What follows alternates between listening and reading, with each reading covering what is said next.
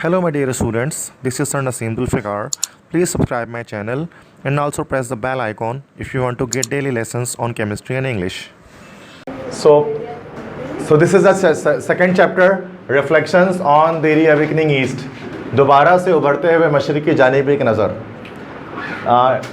It is written by the author of this chapter is Bertrand Russell. Bertrand Russell ने इस chapter को लिखा. In this chapter he is advising the Asian countries that how can they be developed. एशियाई ममालिक को जैसे Pakistan, India, Bangladesh, सारे एशियाई कंट्रीज़ को ये एडवाइस कर रहे हैं, नसीहत कर रहे हैं कि किस तरह से जो है वो हम आगे बढ़ सकते हैं, किस तरह से एशियन कंट्रीज़ आगे जा सकते हैं. तो असल में एक रीअवेकनिंग हो रही है, मशरिक़ी अक़वाम उभर रही हैं. तो उनके इस दोबारा से उभरते हुए जो मशरिक़ है उसकी जानिब एक नज़र, एक रिफ्लेक्शंस, कुछ अक्कासी कर रहे हैं. उसके बारे में कुछ इंपॉर्टेंट बातें हमें बता रहे हैं कि किस तरह से एशियन कौमें अपना जो है वो अपने आप को डेवलप कर सकती हैं, तरक्की याफ्ता बना सकती हैं, प्रॉस्पर कर सकती हैं. ठीक है. So first of all going to tell you something about the author, that is Bertrand Russell. Bertrand Russell is one of the four most famous writers of English language. तो बर्ट्रैंड रसल बाय बर्थ वैसे तो पैदा हुए थे UK में, England के British में कि यूके में, ग्रेट ब्रिटेन के अंदर पैदा हुए थे. बाय बर्थ थे क्रिश्चियन, ईसाई थे. ठीक है. तो बाय बर्थ एक ईसाई थे, लेकिन बाद में इन्होंने क्या किया, अपने रिलीजन को चेंज कर लिया और ईसाइयत को छोड़ कर वो अथीस्ट बन गए. अथीस्ट मैंने बताया था आपको, अथीस्ट मीन्स होता है दहरिया. The person who doesn't believe in any god is called atheist. वो शख्स जिसका किसी मज़हब या किसी खुदा पर ईमान नहीं होता उसको हम अथीस्ट कहते हैं. तो क्रिश्चियनिटी से ये अथीस्ट की तरफ कन्वर्ट हो गए. ये चैप्टर उन्होंने 1954 में लिखा, 1954 में लिखा. उस दौर में जो बातें चल रही थी उस लिहाज से तो इस चैप्टर के हम उसी तनाजुर में पढ़ेंगे, 1954 के तनाजुर में पढ़ेंगे. अच्छा, इन्होंने जब अथीस्ट बन गया तो अथीस्ट बनने के बाद उन्होंने जो है वो कुछ किताबें, एक किताब लिखी उन्होंने बड़े मशहूर कि why I am not a Christian, कि मैं क्यों एक ईसाई नहीं हूँ, क्या क्यों मैंने ईसाइयत को छोड़ी. उनके बारे में पूरी किताब उन्होंने लिखा जिसके अंदर उन्होंने क्रिश्चियनिटी के डिफेक्ट्स को बताया था और उसके फॉल्ट्स, उसके नुक्स को बताया था. और साथ में खुदा को भी नहीं मानते थे तो उसके बारे में ये एक पैराडॉक्स पेश करते थे. रसल्स टी पॉट पैराडॉक्स वो कहते थे. रसल्स टी पॉट पैराडॉक्स से मुराद के रसल के चायदानी का पैराडॉक्स. वो ये कहते थे एक चीज़ अगर मुझे दिखती ही नहीं है तो मैं उसको क्यों मान सकूं.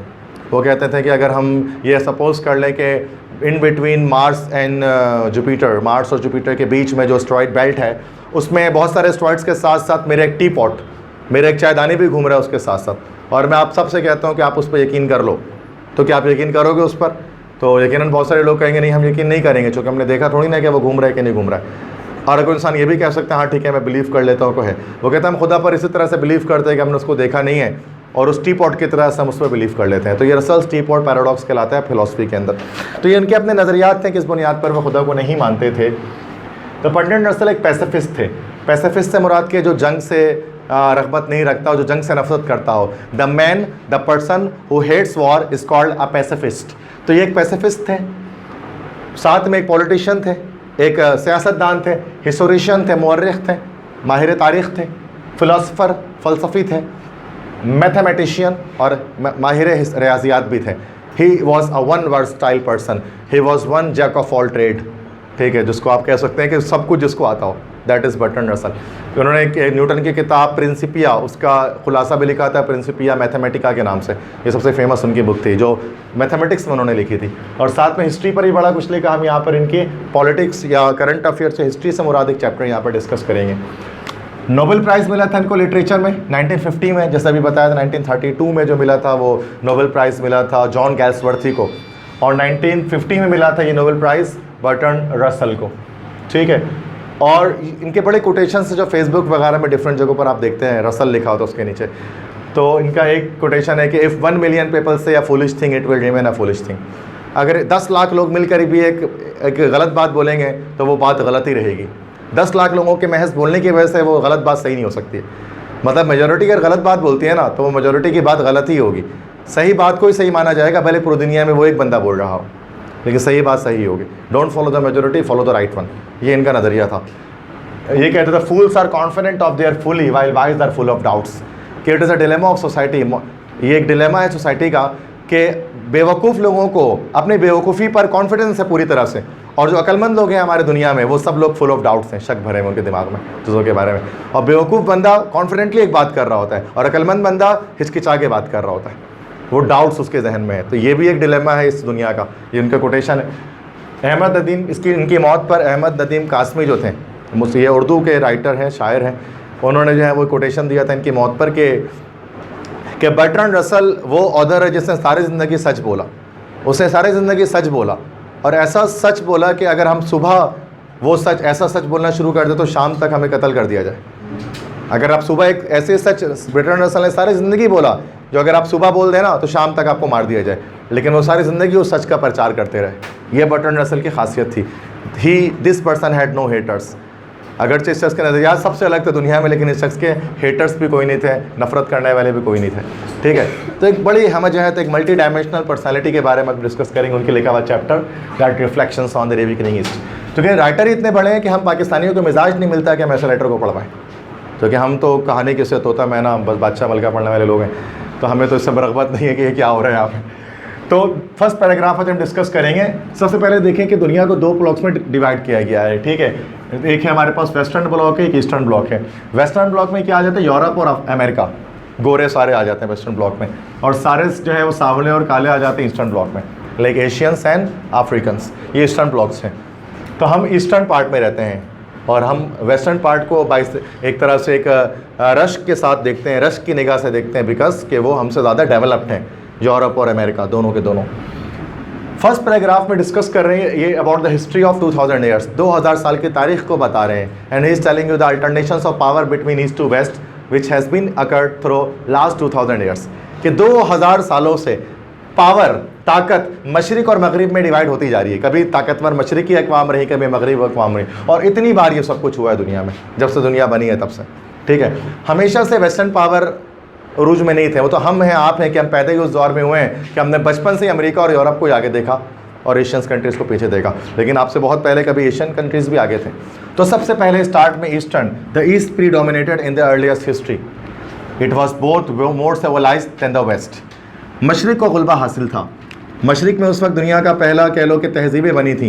इराक जिसको आज हम कहते हैं, पहले उसी को मेसोपोटामिया कहा जाता था, और मेसोपोटामिया में 2 दरिया थे, यूफ्रेट्स एंड टिग्रिस, दरियाए दजला और दरियाए फिरात। These 2 are the names of the rivers जो आज भी मौजूद है। दरियाए फिरात के किनारे करबला का मैदान है। ठीक है, तो ये यूफ्रेट्स और टिग्रिस के किनारे ही इंसान ने आज 2000 साल पहले तहजीबें अपनी बनाई।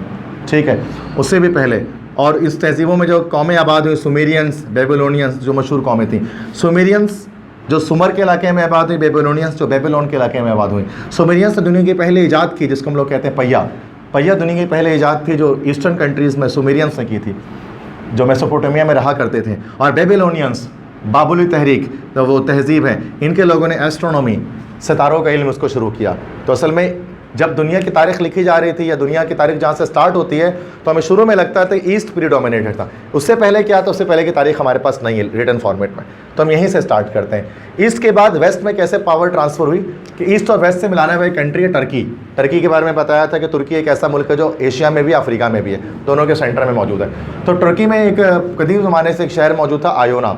Iona was a city of Turkey, जो ईस्ट को वेस्ट से जोड़ता था। तो बहुत सारे वेस्टर्न लोग ईस्ट से तिजारत करने के लिए आयोना आया करते थे, तो वहाँ से उनकी किताबें वगैरह भी लेकर जाया करते थे। इस तरह से आहिस्ता आहिस्ता ईस्ट से पावर जो है वेस्ट में ट्रांसफ़र होना शुरू हो गई, और वेस्ट के लोगों ने भी ईस्ट की किताबों को पढ़कर उन्होंने अपनी तहजीबों को बनाया। और वेस्ट में जो पहली तहजीब बनी वो ग्रीक्स की बनी, जिसको आप लोग सब जानते थे, ग्रीक पीरियड, यूनानी दौर। ठीक है, यूनानी लोग आगे चले गए, इसमें बड़े बड़े फ़िलासफ़र्स आए, सुक्रेटिस, प्लेटो, एरिस्टोटल, डेमोक्रिटस, बड़े बड़े मतलब फ़िलासफ़र्स आने शुरू हो गए, हिप्पोक्रेटस वगैरह। सिविलाइजेशन में, तहजीब में आगे जाना शुरू हुई, इल्म हुनर में आगे जाना शुरू हुई, और उसके साथ साथ कॉन्क्वेस्ट मतलब फतुहात में, साइंस में तो आगे चले गई ग्रीस, और कॉन्क्वेस्ट में भी आगे गई सिकंदर यूनानी की वजह से। अलेक्जेंडर द ग्रेट, सिकंदर आज़म जिसको हम कहते हैं, सिकंदर आज़म एक बहुत बड़ा बादशाह था जो कि 16 साल की उम्र में निकला था दुनिया को फ़तह करने के लिए, और आधी से ज़्यादा दुनिया उसने फ़तह कर ली थी, और 32 साल की उम्र में उसकी वफ़ात हुई थी जब उसने पूरी दुनिया पर कब्ज़ा कर लिया था। तो सिकंदर आज़म के बारे में आपको स्टोरी यकीनन उसके बारे में पता है कि उसने 16 साल से निकला और 32 साल की उम्र में उसने सारी दुनिया जो है वो फ़तह कर ली। 32 ईयर्स में अलेक्जेंड्रिया में आखिरकार सिकंदरिया जो इजिप्ट का एक शहर है वहाँ पर उसकी वफ़ात होती है, अलेक्जेंड्रिया में। तो ये इस तरह से वेस्ट कंट्रीज़ क्या हो गए, बहुत ज़्यादा ऊपर चले गए, पावरफुल हो गए। अच्छा, वेस्ट में ग्रीक्स के जाने के बाद फिर एक और कौम आई, that is called Romans. Romans भी वेस्टर्न कंट्रीज थे जो इटली के शहर रोम में रहा करती थी। रोमन्स ने भी आखिरकार उस तहजीब को, उस कॉन्क्वेस्ट को आगे बढ़ाया। वहाँ पर एक बादशाह था जूलियस सीज़र, रोमन्स का। जूलियस सीजर ने जो है वो कैलेंडर इन्वेंट किया, कैलेंडर की ईजाद की जिसको आज हम यूज़ करते हैं। उसी जूलियस सीजर के नाम पे जुलाई का महीना लेते हैं, उसी के भाई ऑगस्टस सीजर के नाम पे अगस्त का महीना लेते हैं, और इस तरह से इन्होंने जो है कैलेंडर को इन्वेंट किया। 700 से 800 सालों तक वेस्ट की सुप्रीमेसी चलती रही, वेस्टर्न सुप्रीमेसी चलती रही, मगरिब को जो है फतूहात हासिल रहे। आखिरकार फिर वेस्ट से जो है वो पावर फिर ईस्ट में ट्रांसफ़र हुई, और वेस्ट की ताकत कम होने की वजह क्या थी कि रोमन्स ने लड़ाई कर ली जर्मन्स के साथ। जर्मन्स उस वक्त जर्मनिक ट्राइब्स थे, बहुत सारे बारबेरिक वॉरियर्स थे, वैशी जंगजू थे सारे के सारे, ठीक है। उन्होंने क्या किया, रोमन्स ने जर्मन्स के साथ लड़ाई की, और जर्मन्स वैशी दरिंदे थे, ये सब के सब क्रिश्चियन नहीं थे, कोई मज़हब इनका नहीं था, ठीक है। अलग अलग तरह के मज़हब फॉलो करते थे, बारबेरिक ट्राइब्स थे, वैशी कबीले थे। इन्होंने रोमन्स की ईंट से ईंट बजा दी, रोमन्स को ख़त्म कर दिया, और जर्मनिक पीपल खुद जो है वो आ गए, लेकिन खुद वहशी थे। तो उनके दौर में यूरोप पूरी तरह से तारीकी में डूब चुका था, इसी को यूरोप का डार्क एजेस कहा जाता था। यूरोप तारीकी में आ चुका था, खुद चूँकि जाहिल कबाइल थे ये लोग सारे, लड़ना मरना सिर्फ उनको आता था। तो आखिरकार यूरोप का इसके बाद से क्या हुआ, 600 700 800 सालों तक का एक गोल्डन एज गुजारने के बाद यूरोप के डार्क एजेस स्टार्ट हुए, तारीख दौर शुरू हुआ, जब यूरोप जाहिलियत में डूबा हुआ था। नहाने वालों को कूड़े लगाए जाते थे, लंदन की सड़कों पे जो है घुटनों तक पानी जमा रहता था, कीचड़ का पानी। ये वो दौर था जिसको हम डार्क एजेस कहते हैं। उसी वक्त जब ये डार्क एजेस चल रहा था तो ईस्टर्न कंट्रीज़ ऊपर आ रही थी, उभर रही थी। 571 AD से स्टार्ट होगा 1700 तक, this is the Islamic golden age. और यही 571 AD में जो है वो सऊदी अरब के अंदर जो है वो मक्का और मुकर्रमा में नबी करीम सल्लल्लाहु अलैहि वसल्लम की वलादत होती है। एक ऐसे शख्स आते हैं जो मक्का के जाहिल कबाइल को जो है वो एक किताब लाकर कुरान पाक देते हैं, और आखिरकार वो जाहिल कबाइल में इल्म फैलता है, और इल्म को आखिरकार मुसलमानों को गुमशुदा मिरास कहा जाता है। इकरा के नाम से पूरी एक सिविलाइजेशन स्टार्ट होती है, और खिलाफत शुरू होती है, कैलिफेट, जिसमें खुलफा और राशिदीन आते हैं जिन्होंने दीन को फैलाया होता है ना, नील के साइड से ताबखा के काशगर तक। और कैलिफेट ने बहुत सारे हिस्से रोमन एम्पायर के भी जमा कर लिए होते हैं। तो कैलिफेट ने ही जो है, हज़रत उमर फारूक के दौर में ऐसा होता है कि जंग यरमुक लड़ी जाती है, और उस जंग यरमुक के अंदर क्या होता है कि मुसलमान खिलाफत उन्होंने रोमन एम्पायर के एक बड़ा पार्ट हासिल कर लेते हैं, शाम का हिस्सा। पहले शाम, मुल्क शाम जिसको इंग्लिश में सीरिया कहा जाता है, पहले मुल्क शाम ईसाइयों के अंडर में होता था, रोमन्स के अंडर में था। चूँकि रोमन्स को जब यहाँ से यूरोप से निकाला गया था ना, तो यूरोप से तो रोमन्स को ख़त्म कर दिया था जर्मनिक ट्राइब्स ने, लेकिन एशिया के अंदर यूरोप के कुछ जो है वो ना बाकी थे पार्ट्स, उसको बाइजेंटीन कहते थे, बाइजेंटीनी सल्तनत, बाइजेंटीन्स में से कुछ एनातोलिया के इलाके में थे, कॉन्स्टेंटिनोपल कुस्तुनतुनिया का इलाका जो पूरा गला तुर्की में, वहाँ पर एक अरसे तक रहे। आज सुल्तान मोहम्मद फ़ातेह ने आकर जो है वो फिर तुर्की में से सलेबियों का खात्मा किया, ठीक है। और कुछ जो है वो सीरिया में मौजूद है, शाम में, ठीक है, रोमन एम्पायर के। तो शाम में किस तरह से ख़त्म किया गया, जंग यरमुक में ख़त्म किया गया। जंग यरमुक जो था वो मुसलमानों और रोमियों के बीच की बहुत बड़ी जंग थी, ठीक है। और सूरह रोम में कुरान पाक में अल्लाह ताला ने उसकी बशारत भी की थी कि बेशक रोम गालिब आएगा, रोम मुसलमानों रोम को फ़तह कर लेंगे। तो उसी जंग यरमुक में हज़रत खालिद बिन वलीद रज़ियल्लाहु ताला अन्हु, जो कि सैफुल्लाह कहलाते हैं, उनको जो है वो हज़रत उमर फारूक ने सपा सलार बनाकर भेजा था, और उस जंग में मुसलमानों को फ़तेह हुई थी, और रोमन एम्पायर शाम से ख़त्म हुई थी, और शाम में आज तक मुसलमानी है, उस दिन के बाद से लेकर हमारे मुसलमानों का कंट्री आज ही। तो खिलाफत ने रोमन एम्पायर के बहुत बड़े हिस्सों को अपने पास अंडर में कर लिया था। उसके बाद खिलाफत उस्मानिया आई, ओटोमान एम्पायर, खिलाफत उस्मानिया के दौर में फिर तो एक एक करके अर्तुगरुल के दौर में भी, उसके बाद फिर आगे जाए तो उस्मान और हान, उसके बाद सुल्तान मोहम्मद फ़ातेह, सुल्तान बायज़ीद, बहुत सारे खुलफा आए सल्तनत उस्मानिया में, जिन्होंने क्या किया, तुर्की के भी पूरा अनातोलिया को अपने अंडर में कर लिया, ठीक है। वो पूरी उसकी अलग कहानी है, due to the shortage of time I am not telling you that story. तो बाइजेंटीन आर्मी इस तरह से आई, तो इस तरह से क्या हुआ कि खिलाफत, मुसलमान ऊपर है तो मशरिक़ की अक़वाम ऊपर आने शुरू है, मुसलमान दुनिया में सुपर पावर के आने जाने शुरू हुए। वो दौर था जब रोमी सल्तनत कांपती थी मुसलमानों का नाम सुनने के साथ, जबकि मुसलमानों का लश्कर इतना अजीम लश्कर हुआ करता था और इतनी ताकत होती थी हम मुसलमानों की। ये उस दौर की बात, 571 to 1700 AD, ये वो दौर था। इसी दौर में चाइना भी बड़ा एक्सटेंसिव था। The culture of China was equally extensive and glorious, ठीक है। तो चाइना का कल्चर, चाइना में उस वक्त टैंग डायनेस्टी है, इसको चेंग डायनेस्टी कहते हैं ना, वो हुकूमत क्या करती थी, इसी डायनेस्टी ने ग्रेट वॉल ऑफ चाइना बनाया था उस दौर में, अजीम दीवार चीन जो वंडर के तौर पर चारों तरफ चाइना के मौजूद है। इसलिए चाइना भी उस वक्त इल्म हुनर का मरकज़ था। नबी करीम सल्लल्लाहु अलैहि वसल्लम ने इसलिए फरमाया था, इल्म हासिल करो चाहे तुम्हें चीन जाना पड़े, है ना। तो ये आपने हदीस सुनी हो। तो चीन का नाम नबी ने क्यों लिया था, क्योंकि मुसलमानों के साथ चीन ऐसा था उस वक्त जो कि पल्ले में था। नबी ने नहीं फरमाया यूरोप जाओ या कहीं और जाओ, क्योंकि यूरोप वगैरह तो जालियत में डूबा हुआ था उस वक्त। तो चीन इक्वली एक्सटेंसिव और ग्लोरियस कल्चर उसका भी था, तो उसके अंदर भी इल्म हुनर फ़रोग़ पा रहा था। तो अल्लाह के नबी ने इसलिए चीन जाने का हुक्म दिया तालीम हासिल करने के लिए। तो चाइना एंड मुस्लिम एम्पायर दोनों एक साथ ही ऊपर चल रहे थे, और यूरोप के अंदर पूरे डार्क एजेस आए हुए थे, जाहिलियत फैली हुई थी जर्मनिक ट्राइब्स की वजह से। लेकिन सारा का सारा यूरोप जाहिलियत में डूबा हुआ नहीं था। इट वॉज वन, यूरोप के एक पार्ट ऐसा था, एक मुल्क ऐसा था, दैट इज कॉल्ड स्पेन, जहाँ पर it had a glorious culture, जहाँ पर उसका शानदार तहजीब चल रही थी। क्यों? बिकॉज स्पेन उस वक्त मोहम्मडन था, मोहम्मदन स्पेन था, मुसलमानों की हुकूमत थी स्पेन में। और आप जानते हैं 300 सालों तक मुसलमानों ने स्पेन में हुकूमत की। जब तारिक बिन ज़ियाद ने वहाँ पर जब हमला किया तो उसके बाद कश्तियाँ जला दी गई और मुसलमानों ने स्पेन को अपने अंडर में लिया, तो 300 सालों तक मुसलमानों की हुकूमत रही। और वो पार्ट जो था वो डार्क एजेस में नहीं था, वो तो बड़ा एक गोल्डन पीरियड था मुसलमानों का, जब स्पेन मुसलमानों का था। अंदलूसिया उसको कहते थे, मतलब पुराने ज़माने में अंदलूस कहते थे। तो अल्लाह ताला वो तो जो अल्लामा इकबाल हैं वो कहते हैं ना कि गुलिस्तान अंदलूस क्या दे बंदू तुझको था जब तेरी डालियों पर आशियाँ हमारा। तो अंदलूस को मतलब अल्लामा इकबाल काफ़ी अपने शायरी में लिखते हैं, वो स्पेन के बारे में लिखते हैं। जो इसलिए अब लेकिन स्पेन मुसलमानों का नहीं है, उसके बाद मुसलमानों के यहाँ से स्पेन चला गया। ईस्ट के बाद आखिरकार दोबारा वेस्ट पे पावर ट्रांसफ़र कैसे हुआ कि जब मुसलमानों ने इल्म हुनर को छोड़ दिया है ना, साइंस को, टेक्नोलॉजी को छोड़ दिया, और वो सिर्फ़ और सिर्फ इस बात पर शुरू हो गए कि भाई भैंस खाना हलाल है कि हराम है। इन चीज़ों पर जब वो बैठ कर शुरू हो गए है ना, मुख्तलिफ़ चीज़ों पर फतवे देना शुरू हो गए, और मकसद दीन का जो है वो सरबुलंदी नहीं रही और डेवलपमेंट नहीं रही, सिर्फ़ और सिर्फ फतवा देना और ये सब जो है मकसद रह गया। आखिरकार मुसलमान पीछे होना शुरू हो गए और फिर वेस्टर्न कंट्री मुसलमानों की लिखी हुई किताबों को पढ़कर ऊपर आने शुरू हो गए। वो ना अल्लामा इकबाल कहते हैं, मगर वो इल्म के मोती किताबें अपने आबा की जो देखी उनको यूरोप में तो दिल होता है सिपारा। तो वो आखिरकार यूरोपियंस ने मुसलमानों की किताबों को पढ़ा, जाबिर बिन यान, अल राज़ी, बोली सीना, इब्न सीना की किताबें, अल बैरूनी की किताबें, इब्नुल इसम की किताबें, याकूब अल किंदी की किताबें, तूसी की किताबें, हर किताब अंग्रेज़ों ने पढ़ा। और किताब को पढ़ने के बाद आखिरकार हमारी किताबों को पढ़ने के बाद वो भी इंटेलेक्चुअल होना शुरू हो गए और आखिरकार वेस्ट उभरना शुरू हो गया। वेस्ट में साइंस में आगे जाना शुरू हो गए वो लोग। निकोलस कोपरनिकस जिसने हीलियोसेंट्रिक यूनिवर्स के बारे में बताया था, कि उससे पहले तक लोग ये जानते थे जियोसेंट्रिक यूनिवर्स का कॉन्सेप्ट था कि ज़मीन बीच में है और सारे प्लैनेट्स उसके गिर्द घूम रहे हैं, ज़मीन बीच में और सूरज वगैरह सब घूम रहे हैं ज़मीन के गिर्द। कोपरनिकस पहला बंदा था जिसने बताया था नहीं, ज़मीन सूरज बीच में, बाकी सारे अर्थ वगैरह सब कुछ के गिर्द घूम रही है। और ये एक बहुत बड़े कह लो कि एक रेवोल्यूशन थी साइंस की दुनिया में जब कोपरनिकस ने यह बताया। इसी के नाम पर हमारा पीरियोडिक टेबल का एक एलिमेंट है copernicium, the only metallic gas, Nicolaus Copernicus के नाम पर, जो कि बड़ा बंदा था। जिन लोगों का नाम पीरियोडिक टेबल में आता है वो बड़े साइंटिस्ट होते हैं।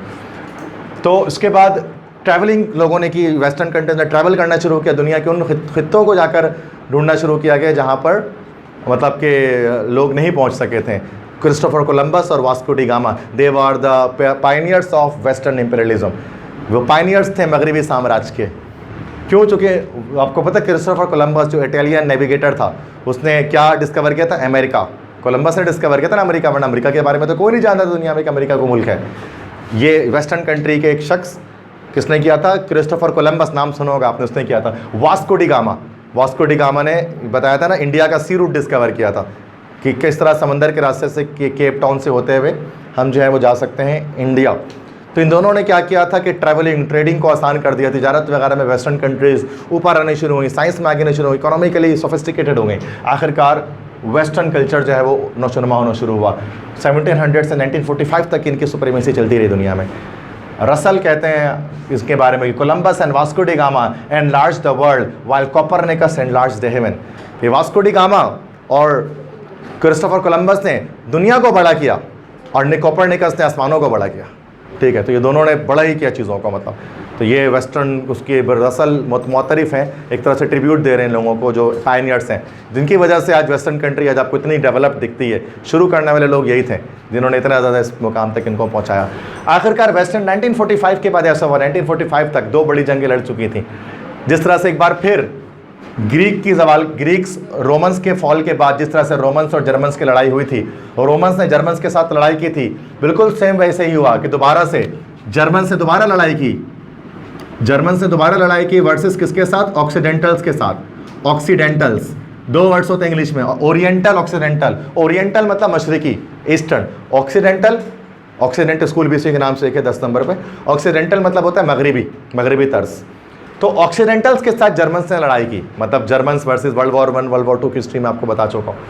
तो 1945 तक क्या हुआ कि वेस्टर्न कंट्रीज़ ने फिर लड़ाई शुरू की और and now it is not in power to hold Asia in subjection. 1945 के बाद यूरोपियन कंट्रीज़ की इतनी ताकत नहीं थी कि जिन कंट्रीज़ पर उसने हमला किया हुआ था, उन कंट्रीज़ जिस कंट्रीज़ पर उसने कब्जा किया हुआ था उसको अपने तसल्लुत में रख पाए। बड़ी मिसाल पाकिस्तान, इंडिया जो 1947 में आज़ाद हुआ, क्योंकि वर्ल्ड वॉर 2 की वजह से उनकी ताकत कम हो चुकी थी।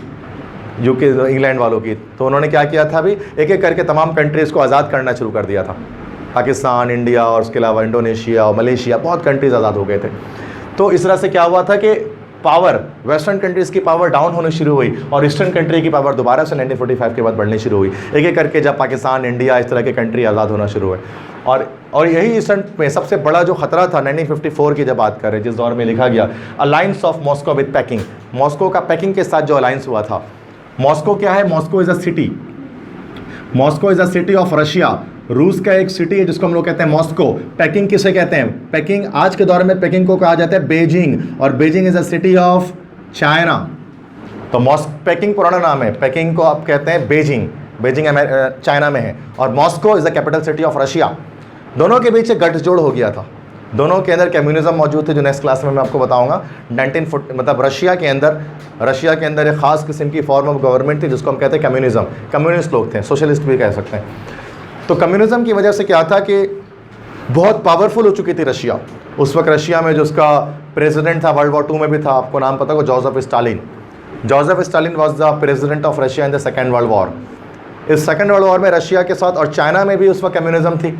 चाइना में जो उसका लीडर था, कम्युनिस्ट लीडर चेयरमैन माओ, या माओ ज़ेतंग भी उसको कहते हैं, माओ ज़ेतंग उसका था। तो दोनों कम्युनिस्ट थे, दोनों ने गठजोड़ कर लिया था। रशिया ने चाइना के साथ गठजोड़ कर लिया था और वो कहते हैं it is a menace for Asia, it is a menace for Europe.